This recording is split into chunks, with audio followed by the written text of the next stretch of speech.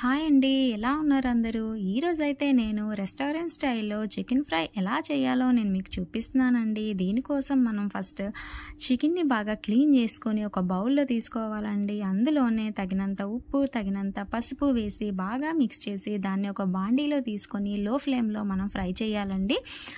తర్వాత వాటర్ అంతా పోయేంత వరకు బాగా డీప్ ఫ్రై చేయాలండి. తర్వాత అందులోనే ఆయిల్ వేయాలండి. ఈలోగా మనము కట్ చేసి పెట్టుకున్న ఉల్లిపాయలు, పచ్చిమిర్చిని ఇందులో వేయాలండి. వేసి మూత పెట్టి లో ఫ్లేమ్లోనే ఫ్రై చేయాలండి. తర్వాత తగినంత కారం వేయాలండి. కారం వేసినాక ఒక 5 మినిట్స్ మూత పెట్టి లో ఫ్లేమ్లోనే ఫ్రై చేయాలండి. తర్వాత కర్రీ లీవ్స్ వేయాలండి. కర్రీ లీవ్స్ వేసాక ఇంకా మూత పెట్టుకూడదండి, అట్లానే ఫ్రై చేస్తూ ఉండాలి.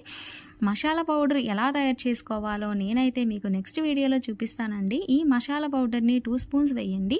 వేసినాక బాగా మిక్స్ చేయండి.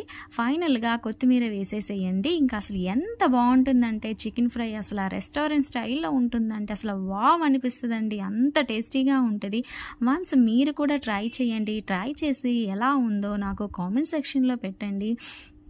నిజంగా చెప్తున్నానంటే అసలు అమేజింగ్ అండి. ఈ టేస్ట్ అయితే మాత్రం సూపర్ అంటే సూపర్గా ఉంటుంది. వన్స్ మీరు ట్రై చేసి నాకు కామెంట్ సెక్షన్లో పెట్టండి. ఈ వీడియో కనుక మీకు యూస్ఫుల్ అనిపిస్తే ఒక లైక్ చేయండి, షేర్ చేయండి, సబ్స్క్రైబ్ చేసుకోండి. Thank you